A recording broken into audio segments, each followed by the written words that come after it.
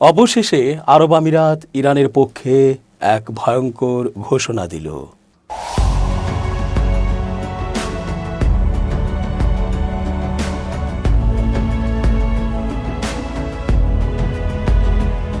আসসালামু আলাইকুম প্রিয় দর্শক, আমন্ত্রণ আজকের আলোচনায়।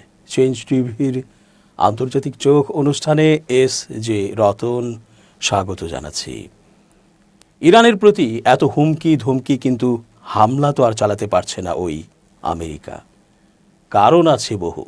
সেই সকল কারণের বিপরীতে সমাধান না করে কোনোভাবেই নিজের পায়ে নিজে কুড়াল মারতে রাজি নয় ট্রাম্প। তবে এরই মধ্যে আরেক ভয়ঙ্কর তথ্য সামনে এসেছে।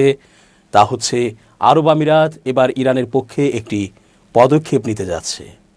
আমেরিকার বিরুদ্ধে সরাসরি সমর দিক থেকে না লড়লেও কিছু কৌশলগত দিক থেকে ইরানের হয়ে কাজ করবে আমিরাত। এতে করে ইরানের দিকে আমেরিকার হামলা এত সহজ হবে না।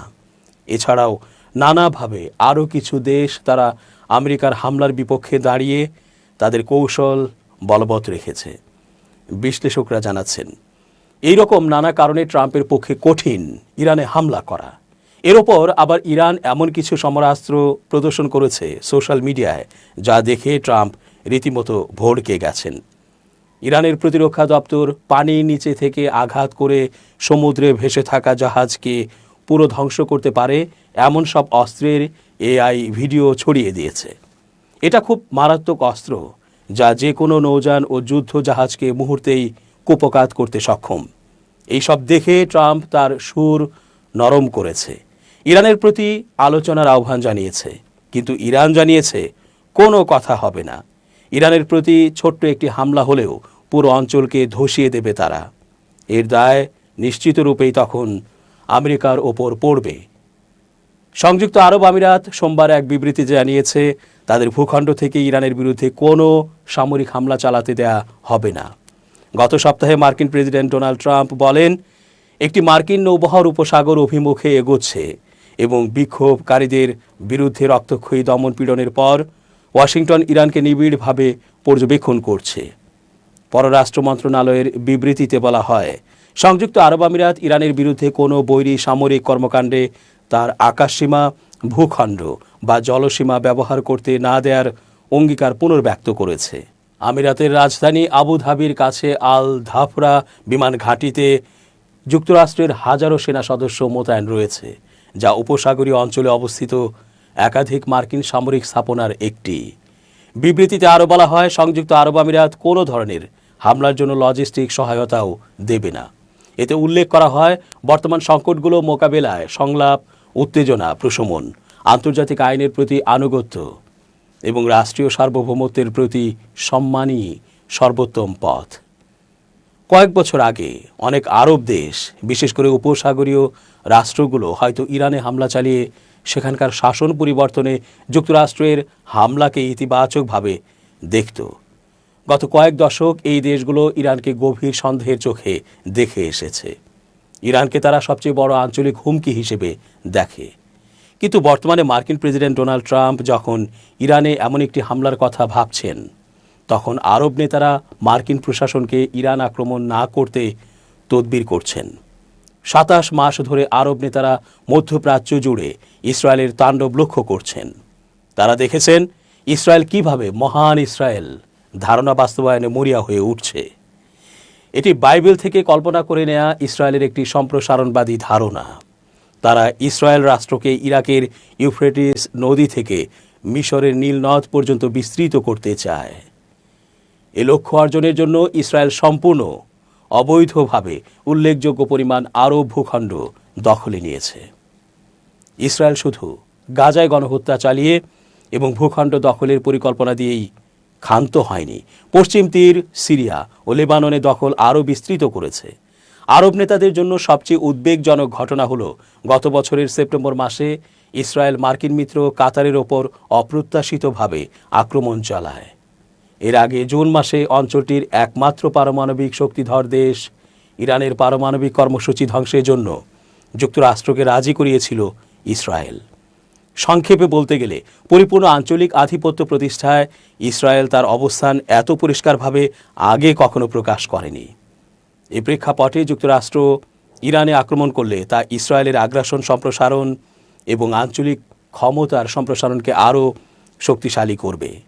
এই কাঠামোগত পরিবর্তনই ইরানে সম্ভাব্য মার্কিন ইসরায়েল হামলার বিরুদ্ধে আরব নেতাদের বিরোধিতার পেছনে মূল কারণ। যদিও ইরানের ওপর যুক্তরাষ্ট্রের সম্ভাব্য হামলার গুঞ্জন থেকে নিজেদের দূরে রাখার চেষ্টা করছে ইসরায়েল, কিন্তু তথ্য প্রমাণ থেকে এটা স্পষ্ট যে ইরানের বর্তমান সরকার বিরোধী আন্দোলনকে খুব সক্রিয়ভাবে উস্কে দিচ্ছে ইসরায়েল, যা যুক্তরাষ্ট্রের হস্তক্ষেপের জন্য পথ তৈরি করে দিচ্ছে। এ মাসের শুরুর দিকে যুক্তরাষ্ট্রের সাবেক পররাষ্ট্রমন্ত্রী মাইক পম্পেও এবং ইসরায়েলের বর্তমান ঐতিহ্য বিষয়ক মন্ত্রী আমিচাই এলিয়াহু এই ইঙ্গিত দিয়েছেন যে ইসরায়েলের এজেন্টরা সামনে থেকেই ইরানের প্রতিবাদ আন্দোলনকে উস্কে দিচ্ছেন। ইসরায়েলের গণমাধ্যম চ্যানেল 14 জানিয়েছে ইরানি প্রতিবাদকারীদের কাছে অস্ত্র পৌঁছে দিচ্ছে ইসরায়েল। গণমাধ্যমটির খবরে দাবি করা হয় চলমান সহিংসতায় কয়েক ডজন ইরানি নিরাপত্তা কর্মী নিহত হয়েছেন। এই প্রতিবেদনগুলো আরব নেতারা নিশ্চিত করেই ইরানের শাসন পরিবর্তনে যুক্তরাষ্ট্র প্রশাসনকে রাজি করাতে ইসরায়েলের কয়েক দশকের প্রচেষ্টা এবং দেশে দেশে শাসন পরিবর্তন ও আঞ্চলিক বিশৃঙ্খলা সৃষ্টিতে আমেরিকানদের দীর্ঘ ইতিহাসকে বিবেচনায় নিয়ে পাঠ করবেন। তবে ইসরায়েলের আঞ্চলিক আধিপত্য প্রতিষ্ঠার বিষয়টি ইরান ও মার্কিন ইসরায়েল জোটের সংঘাত বা ইরানের বর্তমান শাসন পরিবর্তনের বিষয়ে আরব নেতাদের দৃষ্টিভঙ্গি বদলে একমাত্র হিসাব নয়। সম্প্রতি মধ্যপ্রাচ্যে ঘটে চলা রাজনৈতিক ও নিরাপত্তা পরিবর্তনগুলো এক্ষেত্রে গুরুত্বপূর্ণ ভূমিকা রাখছে। 2023 সালের পর থেকে ইরান ব্যাপকভাবে দুর্বল হয়ে পড়েছে। কঠোর নিষেধাজ্ঞার কারণে দেশটির অর্থনীতি মারাত্মকভাবে ক্ষতিগ্রস্ত হয়েছে। মার্কিন ইসরায়েলি হামলা দেশটির সামরিক সক্ষমতা ও পারমাণবিক কর্মসূচিকে ব্যাহত করেছে। ইরানের প্রক্সি নেটওয়ার্কও মারাত্মকভাবে ক্ষতিগ্রস্ত হয়েছে। 2024 সালের ডিসেম্বরে সিরিয়ার বাশার আল আসাদের পতন হয়। লেবাননে ক্রমাগত বোমাবর্ষণের মুখে হিজবুল্লাহর শক্তিও ব্যাপক মাত্রায় ক্ষয় হয়েছে। আরব অঞ্চলের শাসকেরা এখন মনে করছেন ইরানের যেমন শক্তি ক্ষয় হয়েছে তাতে দেশটিতে আক্রমণ করা অপ্রয়োজনীয়। তারা মনে করছেন এটি বিপরীত ফলই বয়ে আনবে। আরব রাষ্ট্রগুলোর কাছে দুর্বল ইরান নিয়ন্ত্রণযোগ্য, কিছু ক্ষেত্রে কাম্যও। কিন্তু ইরান যদি পুরোপুরি ভেঙে পড়ে তার জন্য আরব দেশগুলোকে যে মূল্য চুকাতে হবে তার চেয়ে সম্ভাব্য লাভ অনেক কম। আঞ্চলিক নিরাপত্তা ও অর্থনৈতিক স্বার্থ এগিয়ে নেওয়ার জন্য উপসাগরীয় দেশগুলোর সবচেয়ে বড় প্রয়োজন স্থিতিশীলতা। ইরানের ওপর হামলা হলে এবং তার জবাবে ইরান প্রতিশোধমূলক পদক্ষেপ নিলে তেল ও গ্যাসের দামে কী প্রভাব ফেলতে পারে তা নিয়ে দেশগুলো উদ্বিগ্ন। ইরানের পাল্টা আঘাতে হরমুজ প্রণালী হুমকির মুখে পড়তে পারে। তেল ও প্রাকৃতিক গ্যাস পরিবহনের জন্য এটি অত্যন্ত গুরুত্বপূর্ণ একটি পথ। মিশরের আশঙ্কা হলো ইরানের শাসন ব্যবস্থা ভেঙে পড়লে লোহিত সাগর ও সুয়েজ খালে নতুন করে অস্থিরতা তৈরি হতে পারে। এখানে আরও উল্লেখ করা প্রয়োজন যে সাম্প্রতিক বছরগুলোতে আরব রাষ্ট্রগুলো কূটনৈতিকভাবে ইরানের সঙ্গে নিজেরাই ঘনিষ্ঠ হয়েছে। ইসরায়েলের আগ্রাসন ও সম্প্রসারণবাদী নীতির প্রতিক্রিয়ায় এটা ঘটেছে। সৌদি আরব ও ইরান 2023 সালে কূটনৈতিক সম্পর্ক পুনঃস্থাপন করে। 2025 সালের সেপ্টেম্বর মাসে কাতারে ইসরায়েলের হামলার পর সেই সম্পর্ক আরও ঘনিষ্ঠ হয়। মিশরের সঙ্গেও ইরানের সম্পর্কের উন্নতি ঘটেছে। এর পাশাপাশি ইসরায়েলের লাগামহীন আগ্রাসন ও ভূখণ্ড সম্প্রসারণের ঘটনা আরব রাষ্ট্রগুলোর আঞ্চলিক হুমকি মূল্যায়নের কাঠামোটা বদলে দিতে বাধ্য করেছে। হিজবুল্লাহর প্রধান নাইম কাশেম সোমবার বলেছেন, সংগঠনটির পৃষ্ঠপোষক তেহরানের ওপর কোনো হামলা হলে সেটি হিজবুল্লাহকেও লক্ষ্য করবে এবং ইরানের বিরুদ্ধে নতুন কোনো যুদ্ধ গোটা অঞ্চলকে জ্বালিয়ে দেবে বলে তিনি সতর্ক করেন।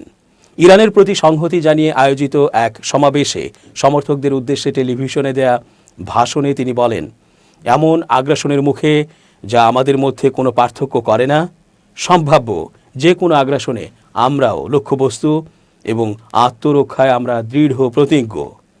তিনি আরও বলেন, সে সময় আমরা কিভাবে প্রতিক্রিয়া জানাবো তা আমরা বেছে নেব, তবে আমরা নিরপেক্ষ নই। একই সঙ্গে তিনি হুঁশিয়ারি উচ্চারণ করে বলেন, এবার ইরানের বিরুদ্ধে যুদ্ধ হলে তা পুরো অঞ্চলকে প্রজ্বলিত করবে। দর্শক, আজ এ পর্যন্তই। ধন্যবাদ। 1 জানুয়ারি 2026 ইউটিউব জার্নালিজমের অগ্রদূত changeTV.press সংগ্রাম মুখর 7 বছর পেরিয়ে পা রাখলো গৌরবান্বিত 8 বছরে। এই আনন্দ প্রহরে সবাইকে নিরন্তর শুভেচ্ছা। আমি নিজেকে ধন্যবাদ মনে করি, আমি সৌভাগ্যবান। চেঞ্জ টিভির পক্ষ থেকে আমার সাক্ষাৎকার নেওয়ার জন্য তারা আসছেন এবং চেঞ্জ টিভি দীর্ঘ 8 বছর ধরে এই কাজগুলি করছে। আমি তারা অনেক ভালো কাজ করেছেন, দেশের মানুষের সুখ দুঃখের কথা প্রত্যক্ষ তুলে ধরছেন। আমার আশা থাকবে চেঞ্জ টিভি সামনের দিকে উত্তরোত্তর আরও সমৃদ্ধ হবে।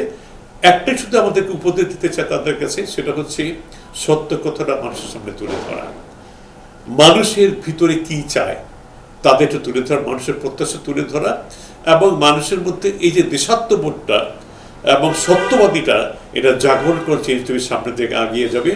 এবং যারা দেশের কথা চিন্তা করে এবং দলমত নির্বিশেষে যে লোকগুলো আছে তারা দেশের কথা চিন্তা করে, দেশের উন্নয়নের কথা চিন্তা করে, কোনো পক্ষপাতিত্ব করে না, তাদের বক্তব্য দেশের মানুষে তুলে ধরা, এই কাজগুলি সামনে এগিয়ে নিয়ে যাবে, এটা আমাদের প্রত্যাশা। অনেক ধন্যবাদ আপনাদেরকে, দেশবাসীকে, দেশবাসী সবাইকে আমি ধন্যবাদ জানাচ্ছি। changeTV.press এক ফোঁটা হলুদ নেই।